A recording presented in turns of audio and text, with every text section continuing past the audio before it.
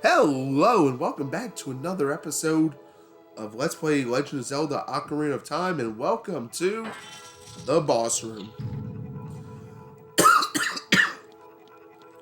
Alright, so let's see what horrors this level has planned for us in the end.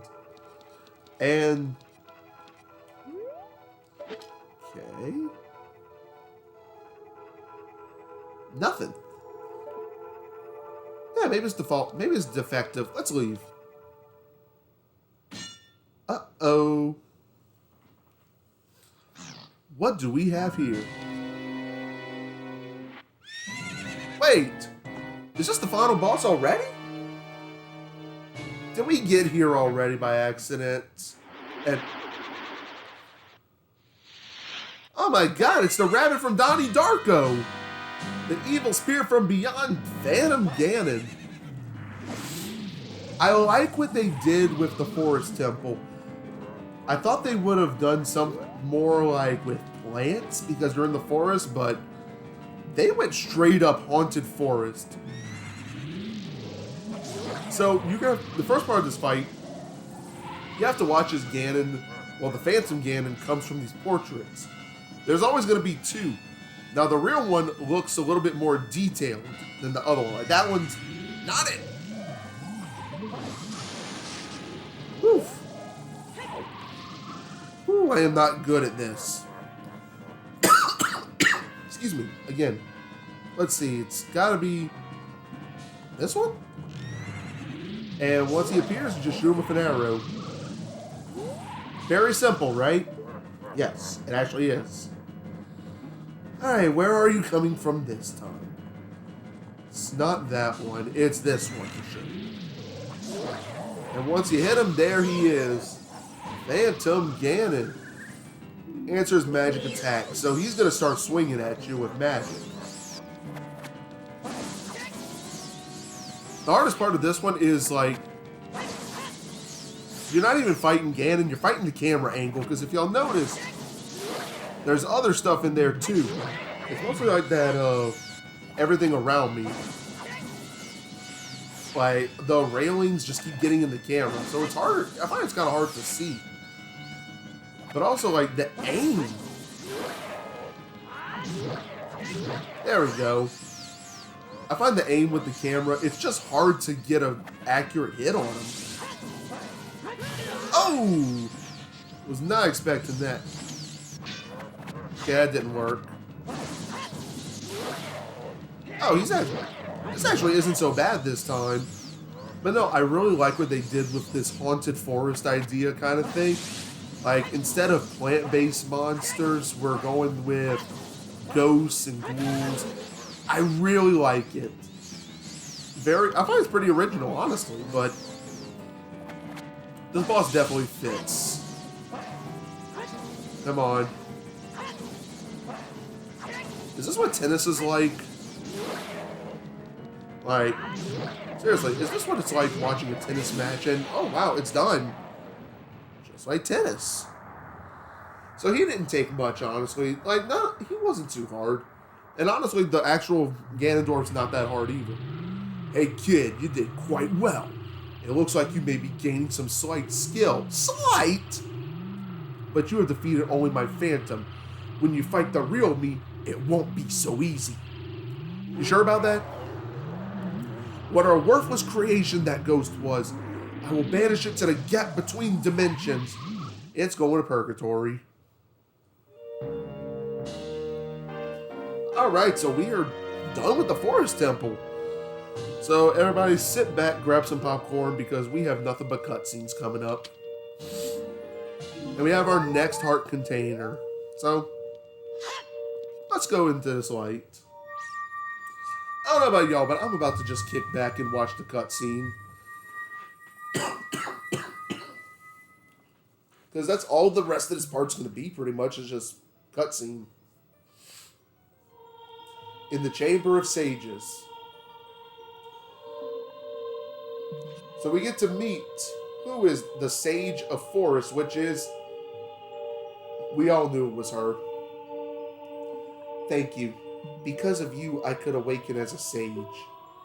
I am Soraya, the Sage of the Forest Temple. Yeah, we know who you are. We know! I always believed that you would come, because I know you. No, you don't have to explain it to me, because it is destiny that you and I can't live in the same world. That's kind of depressing when you think about it.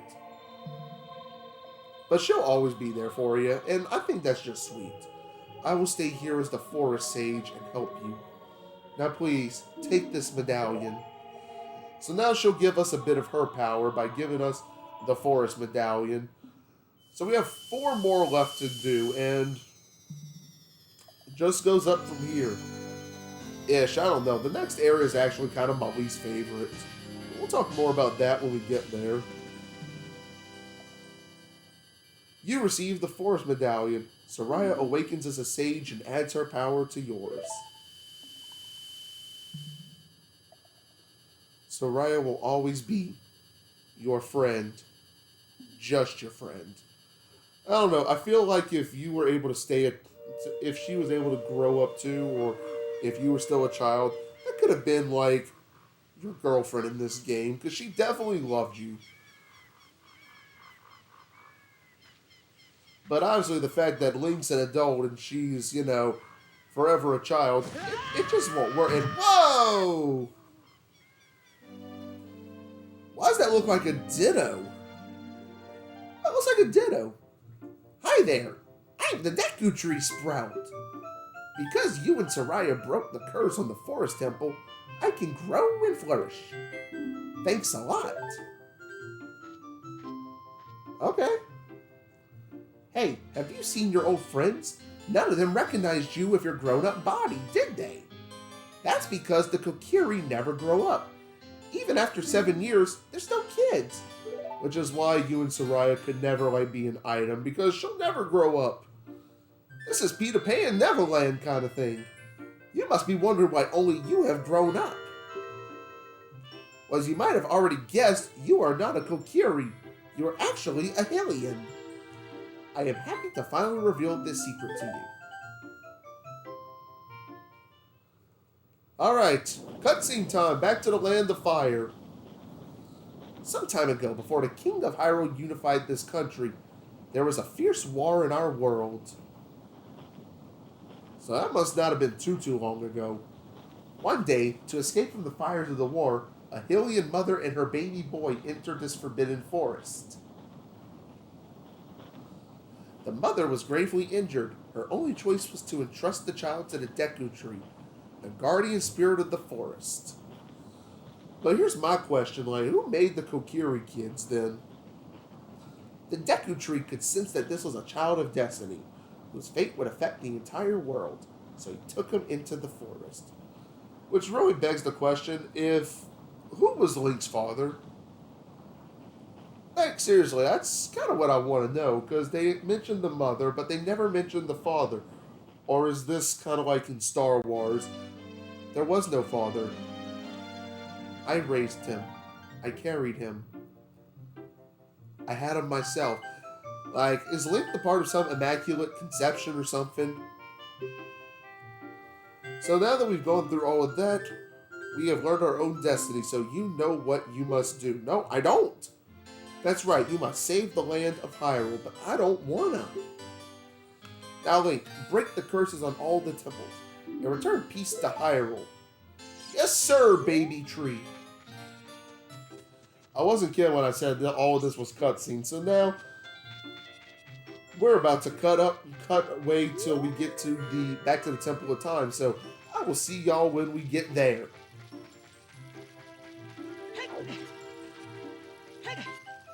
Nah, I'm just kidding. I still never learned editing skills. I know. I'm horrible. I'm the worst.